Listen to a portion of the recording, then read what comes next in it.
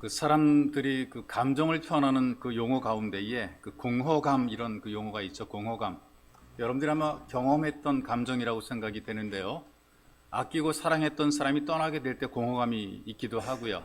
막 몰두했던 일, 열심히 했던 일들이 있잖아요. 그 일들이 다 끝났을 때에 마음 한구석에 밀려오는 어떤 그런 공허감이 있죠. 텅 빈 것 같아요. 허전하죠. 또 외롭죠.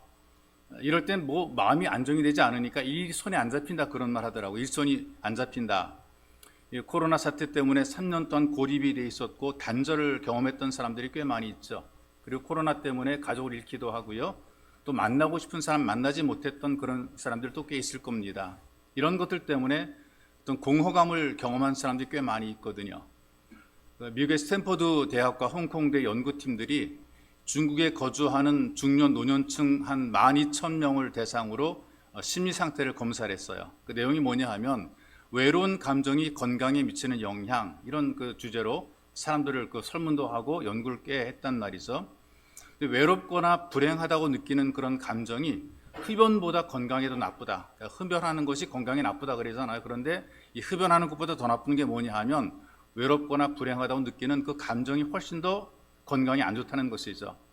담배를 피울 때에 체내에 흡수되는 그런 해로운 물질들이 굉장히 많다고 그러죠. 엄청나게 나쁜 물질들이 몸속으로 들어온다 그래요. 그런데 이보다 훨씬 더 부정적인 감정이 사람들의 생체 시계를 빠르게 돌린다. 그러니까 노화를 촉진한다. 이렇게 연구를 한 결과를 내놓았습니다. 그러니까 생체 시계가 빠르게 돌아간다는 얘기는요. 알츠하이머라든가 당뇨라든가 심장병이라든가 각종 질환들의 어떤 위험이 훨씬 더 증가한다는 것입니다. 외로움을 느끼는 사람들은 그렇지 않고 평온한 사람들보다 염증과 불안의 수치가 훨씬 더 높다 그래요. 그래서 그 좀 덜 활동적인 경향을 갖고 있는 사람들이 건강을 악화시킨다 이런 그 결과를 내놓았더라고요. 그래서 결국 그 결론이 어떤 것이냐면은 외롭거나 불행하다고 느끼는 그 감정이 생물학적 노화의 가장 큰 변수가 된다. 연구에 의하게 되면 외로움이라든가 불행이라든가 절망감을 느끼는 사람은 신체의 노화가 1년 8개월 빨랐다 이렇게 얘기를 해요.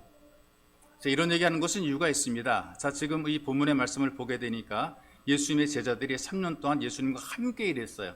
따라다니고 함께 먹고 함께 그 사역에 동참했고 현장 실습도 같이 했고 그랬단 말이죠. 그래서 늘 든든했던 것이 뭐냐 하면 예수님이 계시니까 든든한 거예요.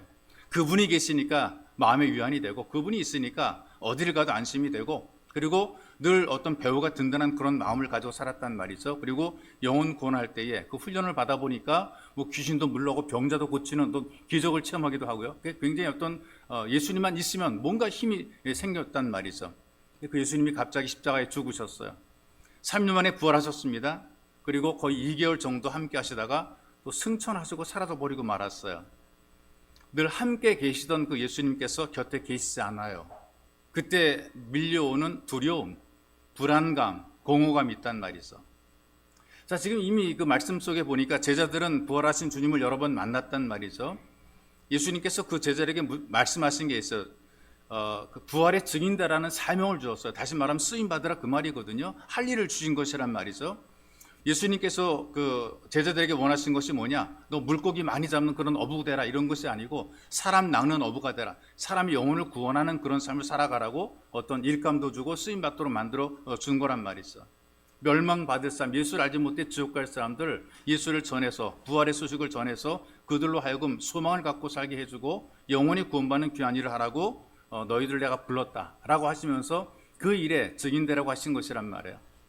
그런데 지금 이 제자들을 보게 되니까 나름대로 자기들의 살 길을 찾아서 흩어져 버리고 말았어요. 다 흩어져 버린 거란 말이죠. 이 교회라고 하는 것이 모여야 교회가 되는 겁니다. 여러분, 교회는 사람들이 모인 것이 교회예요. 한 명이든 두 명이든 세 명이든 모여야 이 교회가 되는 것인데 모이기도 전에 흩어져 버리고 말았어요. 지금 쓰시고 싶어도 쓰임 받을 수 없는 현장이 되어버리고 만 것이란 말이죠.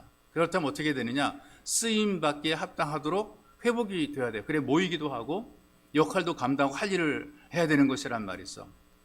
예수님께서 찾아오신 예배 자리에서 생명의 주님이 되시는 예수님을 경험하게 되면 잃어버린 사명을 회복하게 돼 있고 우리의 할 일을 찾게 돼 있습니다.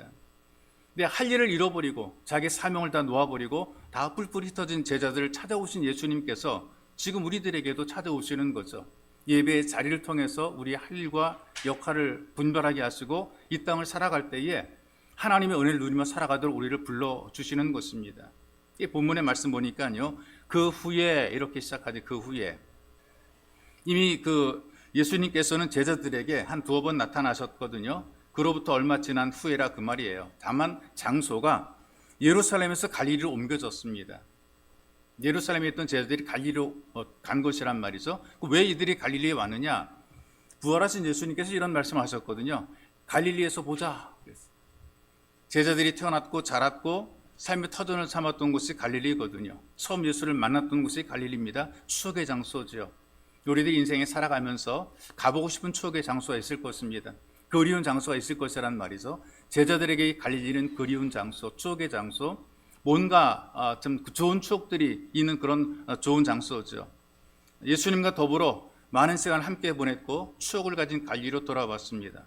여기 말씀에 등장하는 사람들을 쭉 훑어보니까 이렇더라고요. 시몬 베드로, 그 다음에 또 쌍둥이나 불리는 도마, 갈릴리 가나 사람인 나다나엘, 세베대 아들들인 야고보, 요한, 그리고 다른 제자들 다 해가지고 한 7명 정도가 지금 갈릴리로 온 것 같아요. 이 제자들에게 필요한 것이 어떤 것이냐? 주님과 관계 회복이 지금 굉장히 필요합니다.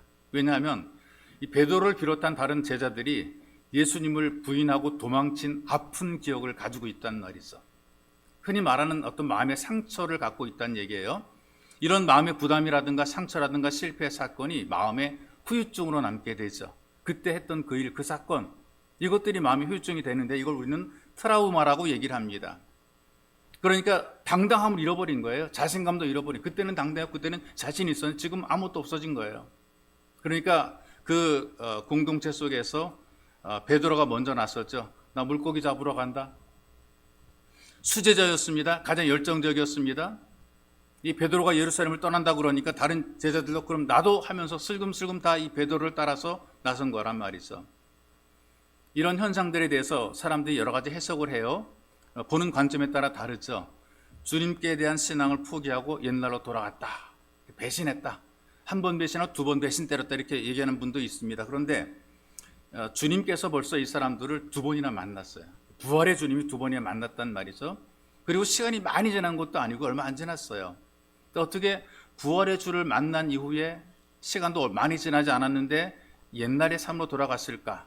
뭐 그럴 수 있고 그렇지 않을 수 있다는 이렇게 해석을 할 수가 있습니다. 또 하나 이런 해석이 있더라고요. 당장 먹고 살아가야 되니까 물고기를 잡아 생활비에 보태려고 갔다 이렇게 하는 얘기도 있어요. 이것도 일리는 있죠. 현실적으로 먹고 살아야 되니까 뭐 그럴 수 있을 것이라고 생각이 돼요. 저는 이런 관점에서 보는 것이 아니라 우리의 삶에 좀 적용을 해보게 되니까 예수님이 안 보이십니다. 허전한 거죠. 공허한 것입니다. 허전하고 공허할 때 아무것도 안 하고 있으면 오만 가지 생각이 납니다. 더 불안하죠.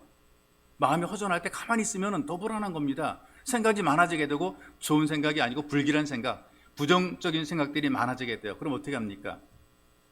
이 공허감을 채우기 위해서 뭐라도 해야 되잖아요. 뭐 이것라도 저것도 해야 된단 말이죠. 확실한 믿음을 가지고 마냥 기다린다는 것, 확실한 믿음도 가지지 못하고 마냥 기다린다는 것, 이거 얼마나 불안합니까? 기다릴 줄 알아야 되는데 믿음이 없으면 못 기다리는 거예요. 내가 간다. 그럼 거기 간다는 믿음이 있으면 기다리게 되죠. 그런데 이 믿음이 없으면 못 기다리게 되는 거란 말이죠. 지금 이런 마음의 상태가 지금 제자들의 현실이라고 보는 거죠. 서로 이들은 눈치를 보는 거예요. 안절부절합니다. 공허하고 불안하고 그리고 막막하고 답답하고 어떻게 해야 될지 모르는 그런 환경과 분위기 속에서 베드로가 벌떡 일어나 나 물고기 잡으러 간다 그러니까 나도 그러면서 다 따라 나섰을 것이라 그 말이죠. 자, 3년 동안 이들이 쉬긴 했지만요. 가장 익숙한 게 뭡니까? 했던 게 뭐예요? 물고기 잡는 거잖아요. 그물 던지는 거, 어부들 출신이란 말이죠. 너무나 잘하는 익숙한 거예요. 몸에 익은 겁니다. 안 하다가도 딱 가보게 되면 벌써 할 수 있는 것이 바로 이 그물 던지는 일이란 말이에요. 근데 문제는 뭐냐? 오늘 말씀 보니까 밤새 그물을 던졌어요. 한 마리도 못 잡았어요. 다 도망가 버리고 만 것일까? 실제 현상을 보게 되니까 이 제자들의 현실이 뭐냐? 밤새 수고해도 얻은 것이 없다라고 하는 것이 우리에게 주는 교훈이 뭐냐 하면 영적인 빈곤의 모습을 보여주고 영적인 공허감을 지금 보여주는 것이란 말이죠. 이런 일들이 왜 만들어졌을까? 하나님 물고기를 쫓아내 버리셔서 어떤 하나님의 목적을 가지고 이들을 가리키려고 하는 의도가 있다라고 생각이 돼요. 이게 뭐냐? 결론을 말씀드리게 되면 자기들의 무능을 깨닫고 오직 예수만 의지하도록 만들어 가시는 것입니다. 삶에 의욕이 없고 수고에도 얼마가 없고 영적으로 답답할 때가 있죠. 뭔가 여러분 살아가면서 그럴 때가 있잖아요. 의욕도 없습니다. 그리고 막 수고 열심히 하고 일 많이 하는데 거둬들이는 게 없어요. 돈도 되는 게 아무것도 없습니다. 기도도 안 되고 답답할 때가 있단 말이죠. 그때 다시 한번 여러분들이 관계 점검이 필요한 거예요. 하나님과의 관계 점검이 필요한 것이라 그 말이죠. 어떤 점검이 필요하냐? 하나님께 쓰임받는 것을 거부하고 욕심만 해서 일하지 않았는가? 하나님께서 원하시는 그런 삶을 산 것이 아니라, 그런 일을 한 것이 아니라 내가 원하고 내가 하고 싶은 것만 한 것이 아닌가? 이걸 한번 살펴봐야 되는 것이란 말이에요. 자, 이들이 밤새 수고했어도 물고기 한 마리도 못 잡았어요. 그리고 아침이 밝아옵니다. 빈손이죠. 이래저래 빈손이에요. 이런 모습을 누가 보느냐? 부활의 주님께서 보고 계신 것입니다. 이 제자들을 보니까요, 자기를 지켜보는 사람들이 누군지도 몰랐고 지켜보는지도 몰랐어요. 현실적으로 생각해 보니까 새벽에 호숫가에 물 한 개가 올라왔기 때문에 누군지 분별을 못할 수 있고요. 아직 해가 뜨지 않은 어슴푸레한 그 어두운 상황이기 때문에 누군지 몰랐을 수 있고요. 그리고 거리도 떨어져 있기 때문에 누가 누구인지 알아볼 수 없을 수 있을 거란 말이죠. 근데 저는 이런 생각해 봅니다. 오늘 우리들의 그 마음 상태가 당시 제자들과 똑같았다면 누가 보는지 관심도 없어요. 의욕도 없고 지금 애쓰고 수고했는데 거둔 것도 없고 열받아 죽겠고 속상해 죽겠는데 누가 보든 말든 그게 무슨 관심이 있겠습니까? 마음의 여유도 없죠. 누가 나를 보는지 그런 관심도 없고 여유도 없단 말이죠. 누군가 내게 관심을 가지고 있어도 나 귀찮은 거예요. 내게 관심도 가져주지 말고 나 바라보지도 말고 나에게 신경 쓰지 말고 나 지금 귀찮아. 이런 상태가 될 수밖에 없는 것이란 말이죠. 아무것도 건지지 못했으니까 공허하죠. 이 공허함 때문에 물고기를 잡았는데 그마저도 고기를 잡지 못하니까 더 공허한 것 아니겠어요. 허전합니다. 머리에서 소리가 들려옵니다. 얘들아, 너에게 고기가 있느냐? 이걸 우리식으로 제가 바꿔보면 이렇습니다. 니들 고기 못 잡았지? 이거예요. 너희 고기 못 잡았지? 밤새 쑥에도 고기 못 잡았지? 이 말의 의미는 제자들의 실패를 보게 하는 것입니다. 니들 고기 못 잡았지? 그거 봐. 이거란 말이죠. 주님께서 이렇게 말씀하시는 것도 의도가 있지 않습니까? 말씀하신 것 듣지 않고 자기가 원하는 대로 살고 원하는 일을 하고 자기 방식대로 해결하려고 그럴 때 우리가 이렇게 살아갈 때 있잖아요. 내가 살아가야 돼. 내가 노력해야 돼. 내가 애써야 돼. 그리고 내가 원하는 일을 하고 내 방식대로 살아가고 내 기분 내키는 대로 움직일 때에 주님께서 우리한테 물으실 겁니다. 너희가 좀 뭐 좀 얻었어? 네 못 얻었지? 못 잡았지? 안 됐지? 내가 나서서 뭔가 열심히 해보려고 하는데 수고하는데 이게 안 될 때가 많거든요. 우리 부족함을 겪을 때가 많아요. 우리 약한 것을 깨달을 때가 많단 말이죠. 뭔가 안 될 때 생각해 봐야 되는 거죠. 무엇을 우리에게 교훈하시는가? 우리가 부족한 것을 인정하라는 것입니다. 우리가 못난 것을 인정하라는 것입니다. 주님 없이 하는 그 일의 실패를 깨닫게 하는 것이란 말이죠. 그러면서 다시 주님을 의지하게 하시도록 하는 그런 하나님의 도전, 주님의 도전이란 말이에요. 도전하시잖아요. 뭐라고 말씀하시냐? 배 오른편에 그물을 던져봐라. 니들이 밤새도록 수고해도 안 되는데 내 말 한번 들어볼래 이거예요. 내 말을 들으면 달라질 거야. 그 말씀하시는 것이 오른편에 그물 한번 던져봐라. 제자들이 말씀하시는 것처럼 들리는 이야기대로 들은 소리대로 오른편에 그물을 던졌더니 고기가 많이 잡혔다. 얼마큼? 그물을 들 수 없을 만큼. 그 당시에 제자들이 7명 있었는데 그물을 끌어올릴 수 없을 만큼 그렇게 많은 물고기가 잡힌 것입니다. 이게 우리에게 주는 교훈이었던 것이에요. 물고기를 잡는데 장소가 중요하다. 사람들은 얘기하더라고. 좋은 장소를 묵시 좋아야 된다. 그래야 사업 잘 된다. 장사 잘 된다. 그게 아니란 말이죠. 이 제자들이 물고기를 못 잡은 이유가 뭐예요? 물고기 없는 곳에 그물을 던졌기 때문인가요? 그것도 아니란 것이죠. 평상시에 다 물고기 있던 곳에 그물을 던졌음에도 불구하고 못 잡은 거예요. 안 잡힌 거예요. 우리가 일하면서 살아가는 그 삶이 평상시에 잘 됐던 것들이 안 될 때가 있어요. 이런 일들을 경험한단 말이죠. 왜 이렇게 안 되느냐? 잘 됐던 것들이, 평상시에 되던 것들이 왜 안 되느냐? 이건 다른 것이 아니라 주님이 없이 물고기를 잡으려고 했기 때문에 이런 일들이 만들어지게 된 것입니다. 그래서 우리가 이 말씀을 읽어보게 되면 이렇습니다.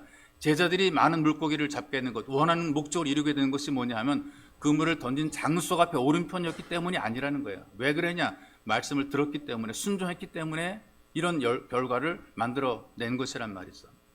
이런 이 스토리 속에서 주님의 음성을 듣고 예수님을 가장 먼저 알아본 제자가 누구냐? 여기 성경을 보니까 사랑하시는 자라고 얘기를 했는데 바로 요한 자기를 의미하는 것이거든요. 요한복음을 쓴 바로 자기 자신을 주님이 사랑하시는 제자라고 표현하고 있어요.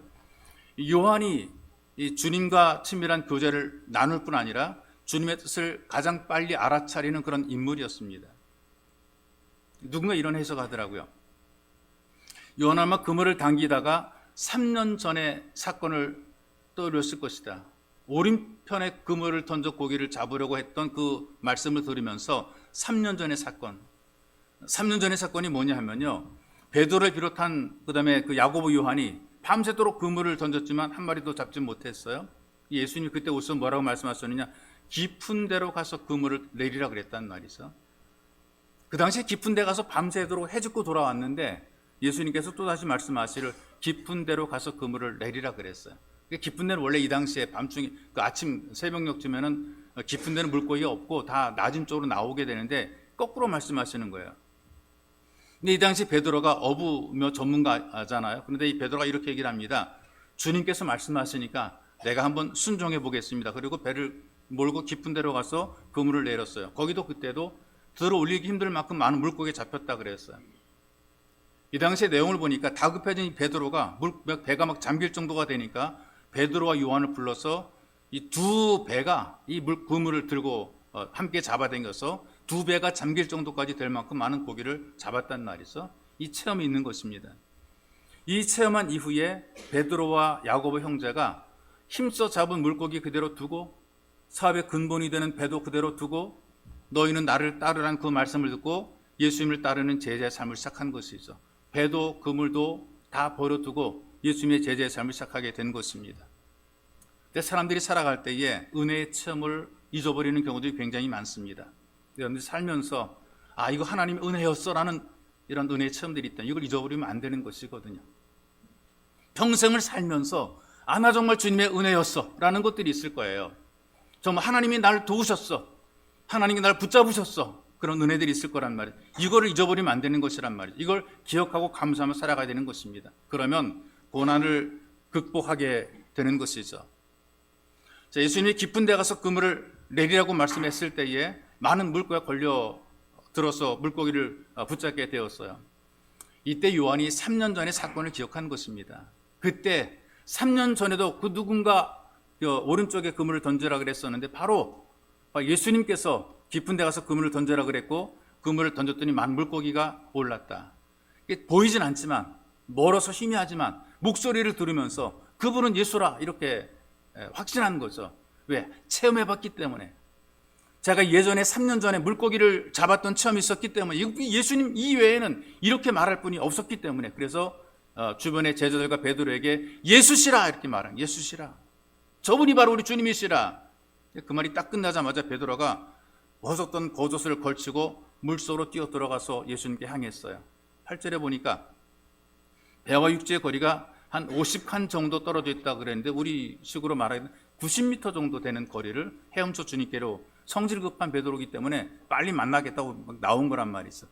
다른 제자들은 물고기 가득한 그물을 매단 채 노를 저어 소숫가로 나왔어요. 육지로 올라왔잖아요. 예수님께서 숯불을 펴놓고 제자를 기다리고 계시지 않습니까? 밤새 그물을 던지느라고 애썼으니 얼마나 허기졌겠습니까? 얼마나 배고픔이 있었겠습니까? 근데 그런 제자들을 위해서 아침 식탁을 준비합니다. 생선도 굽고 빵도 놓여 있더라는 것이 있어. 그리고 이렇게 얘기하십니다. 너희들이 잡은 생선을 가지고 오라. 근데 베드로가 그물을 육지에 끌어올리니까 물고기가 153마리 되었더라 그랬잖아요. 이걸 기록하는 이유가 있습니다. 구체적으로 숫자를 언급한 것은 이건 실제적인 것이고 그 당시의 사건을 잊을 수 없을 뿐 아니라 생생하게 기억하고 있다는 것을 강조하는 것입니다. 이건 사실이야. 이건 경험한 거야. 이건 확실한 거야. 그리고 분명히 기억했다는 것을 강조하기 위해서 153마리라는 것을 기록해 놓은 것이 있어. 그리고 그들의 생에 또 잊을 수 없는 식탁의 교제를 나누고 계시는 것이죠. 와서 주반을 먹으라. 밤새 이들의 마음이 공허함 속에서 얼마나 속상했겠습니까? 얼마나 낙심했겠습니까?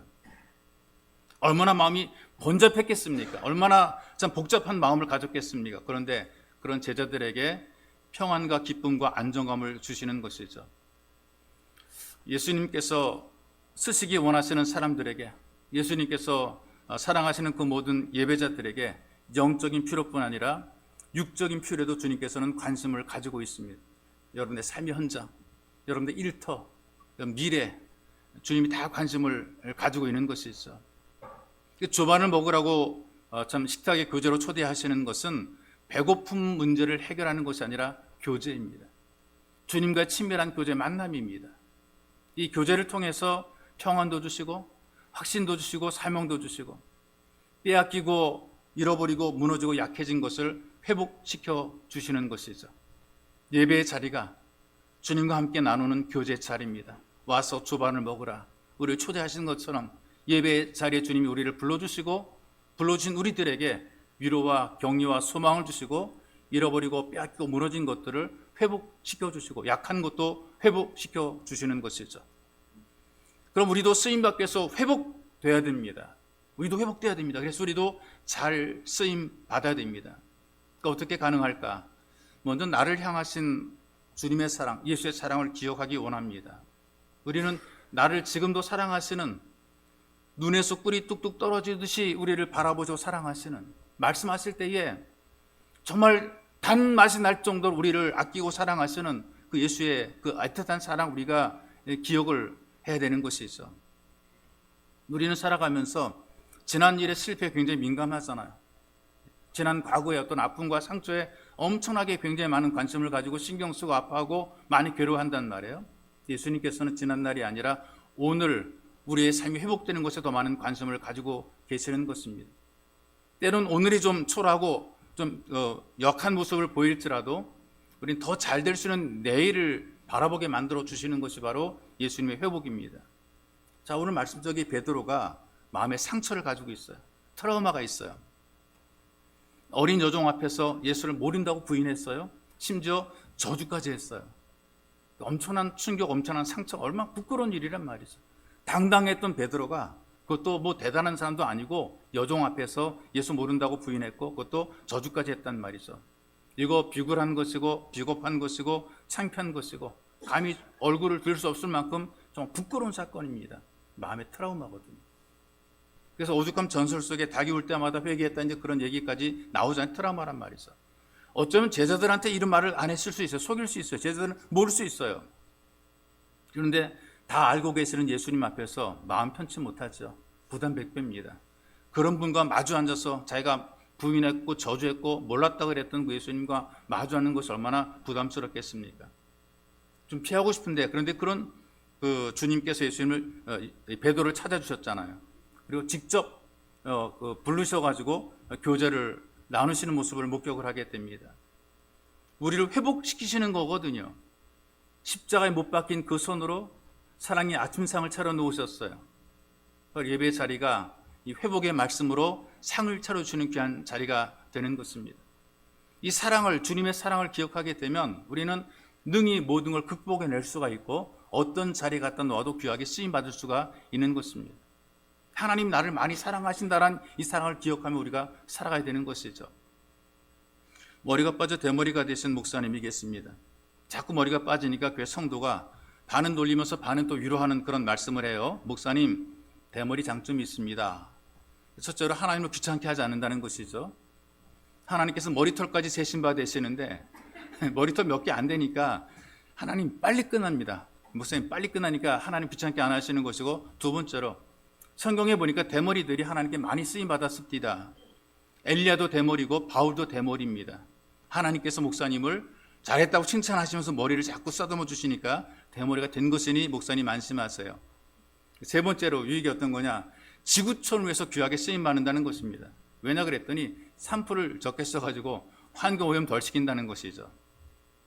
이 이야기를 듣고 있던 목사님이 같은 대머리 목사님에게 농담처럼 물어봤어요. 목사님, 얼굴은 어디까지십니까? 대머리 얼굴은 어디까지일까요? 보통 사람들이 이렇게 대답한다 그래요. 세수할 때 손 닿는 데까지가 얼굴입니다. 또는 비누칠 할 때 비누 닿는 곳까지가 얼굴입니다. 자기도 그렇게 생각했대요. 그런데 친구 목사님의 대답은 전혀 달랐다 그래요. 부끄러우면 얼굴이 빨개지는 곳까지가 얼굴입니다. 속으로 생각하기를 대머리도 은혜다 이런 생각을 했답니다. 하나님은 나를 많이 사랑하신다라는 어떤 마음속의 자부심과 기쁨을 누리게 되었다라고 얘기를 합니다. 여러분, 우리가 살 때에 이 대머리가 열등감이거든요. 우리도 불편할 때가 있고 열등감이 있을 수가 있어요. 남이 가진 거 못 가질 수 있고 하는 거 못 할 수가 있고 남처럼 유능하지 못할 때 우리 열등감 가질 수가 있단 말이죠. 우리가 살면서 약점이 없는 사람이 어디가 있어요. 이것 때문에 속상하지 않았습니까? 고민도 할 때가 있단 말이죠. 지금도 그런데 과거에 상처와 아픔이 있다면은 이거 정말 지금도 그 과거 때문에 괴로워하는 분들이 꽤 많이 있습니다. 우리가 기억할 것이 있습니다. 예수님께서는 언제나 나와 함께 계신다. 그리고 다 알고 계신다. 내 약점도 허물도 그다음에 열등감도 내 속의 모든 그 부족함도 다 알고 계신다. 그래서 알고 계시는 그 주님께서 위로해 주시고 힘을 주신다. 감당하지 못하면 위기에서 건져 주신다. 그래서 실패하고 낙심한 제자들에게 보여주신 그 예수님의 끈질긴 사랑을 기억하는 것입니다. 끈질긴 사랑. 끝까지 찾아가서 세우시고 끝까지 찾아가서 격려해주고 끝까지 찾아가서 회복시키셔서 하나님의 일꾼으로 삼으시는 이 주님의 끈질긴 사랑. 만사가 귀찮고 의욕도 사라지고 지치고 피곤할 때에 이 주님의 사랑을 기억하고 회복되시기를 주님의 이름으로 축복합니다. 또 우리가 쓰임받기 위해서 회복을 경험해야 돼요. 회복을 경험해야 돼요. 그 찐 제자, 제자도 진짜 제자라면 위기의 순간에 함께 해야 되잖아요. 누구나 다 마찬가지예요. 진짜 친한 친구냐? 네가 정말 나와 우정을 나누느냐? 네가 정말 나를 사랑하느냐? 우리 정말 우정이 진실하고 우리 사랑이 진실하냐? 그 언제 증명이 되느냐? 위기 때. 좋을 때는 다 좋아요. 몰라요. 그런데 위기 때 나타나고 증명이 되거든요. 어려울 때, 힘들 때, 다 떠날 때 끝까지 써주는 것. 이게 진짜 찐이란 말이죠. 찐 제자는 위기 때 함께 되는 거죠. 그런데 이 제자들 보니까 위기의 순간에 주를 배반했잖아요. 예수님이 십자가에 달려 돌아가시는 그 순간에 붙잡혀갈 그때에 고통의 짐을 짊어지고 갈 그때에 제자들이 다 도망가 버리고 말았어요. 죄책감이 다 있죠. 그때 내가 주님을 떠났지, 도망갔지. 뭔가 죄책감이 있으니까 주님 만나도 부담스럽단 말이에요. 우리 예수님께서 이런 제자들의 실수나 어떤 실패를 책망하지 않으시는 모습을 보게 됩니다. 너 왜 그랬냐? 라고 책망하는 것이 아니라 따뜻한 아침상을 준비해 놓으시고 밤새 금을 던지느라고 피곤한 제자들을 위로하고 격려하는 거라 그 말이에요. 이런 어떤 회복의 경험이 있게 될 때에 우리의 삶 속에 용기가 생기는 겁니다. 힘이 생기는 거죠. 작년 12월 3일에 그 카타르에서 월드컵이 열렸죠. 우리나라 대표팀과 포르투갈 대표팀이 이제 경기를 하게 되는데 최종 3차전이란 말이에요. 지면은 끝나는 것입니다. 근데 거기에서 2대1로 역전승을 거두고 16강에 올라갔어요. 이때 전 국민을 유행시킨 말이 있지 않습니까? 중꺾마. 뭔지 아시죠? 중꺾마. 중요한 것은 꺾이지 않은 마음이다. 무너질 줄 알았어요. 그런데 다시 회복이 됐단 말이죠. 중요한 것은 꺾이지 않은 마음이다. 이것 예수님께서 우리들에게 주신 말씀을 기억하세요. 우리 회복을 중요하게 하기 위해서 또 우리를 회복시키기 위해서 내가 회복되기 위해서 예수께서 내게 준 그 마음, 말씀 우리가 기억해야 됩니다. 주께서 뭐라고 말씀하시느냐? 내가 세상을 이기었노라. 세상을 이겼다고 말씀하고 있어요. 세상을 이기신 바로 그 예수님께서 이 땅을 살아가는 그 모든 사람들의 연약함과 부족함을 다 아시고 공감하십니다. 그래서 감당할 수 있도록 능력을 주시라고 격려하는 거란 말이에요. 우리 모두가 다 예수님 안에서 회복된 인생을 살아갈 수가 있습니다. 여러분과 제게 준 이 성경 말씀을 보게 되니까 하나님의 은혜로 회복을 경험한 예배자들의 이야기가 이 성경 속에 담겨 있어요. 읽어보시기는 다 그런 이야기란 말이죠. 그러니까 성경 속의 이야기가 이제는 우리의 이야기, 나의 이야기가 되어야 되는 것입니다. 가장 중요한 것은 믿음이 꺾이지 않으므로 여러분들이 회복될 수 있기를 주님의 이름으로 축복합니다. 또 하나 말씀드리면 쓰임받기 위해서 말씀에 기꺼이 순종하는 이 순종이 필요한 것이죠. 자, 지금 제자들이 밤새 그물을 던졌지만 허탕했지 않습니까? 이유가 왜 허탕쳤을까? 3년 동안 물고기를 잡지 않았기 때문에 그물을 던지지 못했기 때문에 요령을 잊어버렸다? 아니죠. 갈릴리 물고기가 씨가 말랐어. 그것도 아닙니다. 실패와 좌절 현장에서 말씀대로 순종하는 것이 진짜 복되다는 것을 알려주고 있는 것입니다. 밤새 물고기 못 잡았거든요. 그런데 말씀대로 순종했더니 153마리의 물고기를 잡아 올리게 됩니다. 배경을 보고 사람을 보니까 같은 사람이죠. 같은 그물입니다. 여전히 같은 장소잖아요. 달라진 게 뭡니까? 주님의 말씀을 듣기 전에 그물을 던졌더니 못 잡았고, 주의 말씀을 들은 이후에 그물을 던졌더니 물고기를 잡았고, 그런 차이란 말이었어. 같은 사람, 같은 환경, 같은 조건, 같은 자리에서도 말씀에 순종할 때와 순종하지 않을 때 열매가 다르다는 것을 알려주고 있습니다. 지금 갈릴리의 제자들이 말씀을 들었단 말이에요. 주의 음성을 들었습니다. 그리고 그 말씀을 들은 이후에 주님께 쓰임받기로 결단을 하게 됩니다. 이 땅에 살아가면서 우리가 주의 말씀을 들어야 돼요. 순종하려면 우리가 주의 말씀을 들어야 됩니다. 예배의 자리를 통해서 내게 들려지는 말씀을 들어야 됩니다. 그러면 우리도 기꺼이 순종하게 되고, 순종을 통해서 우리는 쓰임받는 삶이 되는 것입니다. 예수님께서 오늘도 우리에게 찾아오시죠. 그리고 주님께서는 우리를 주님의 뜻대로 사용하시길, 우리가 쓰여지길 원하시는 것입니다. 내가 원하는 인생이 아니라 주님께서 원하는 인생 살기를 주께서 우리에게 원하시는 것이죠. 이렇게 살아갈 때에 이게 주님과 함께하는 삶이 되고, 성령의 능력이 나타나는 삶이 되고, 열매가 맺히는 풍성한 삶이 되는 것이죠. 소위 말하는 손 대는 것이 복되고, 발걸음 머무는 그 자리가 복이 있는 삶으로 살게 되는 것입니다. 예배 자리에서 무기력에서, 부담에서, 두려움에서, 실패해서 회복이 되어야 됩니다. 회복이 되고 여러분들이 다 찐으로 진짜 잘 쓰임 받으시기를 주님의 이름으로 축복합니다. 우리 기도할 때 주어진 말씀 붙잡고 기도하기 원합니다. 주님, 무기력에서, 부담에서, 두려움에서, 실패에서 회복이 되어 쓰임 받는 예배자가 되게 도와주옵소서.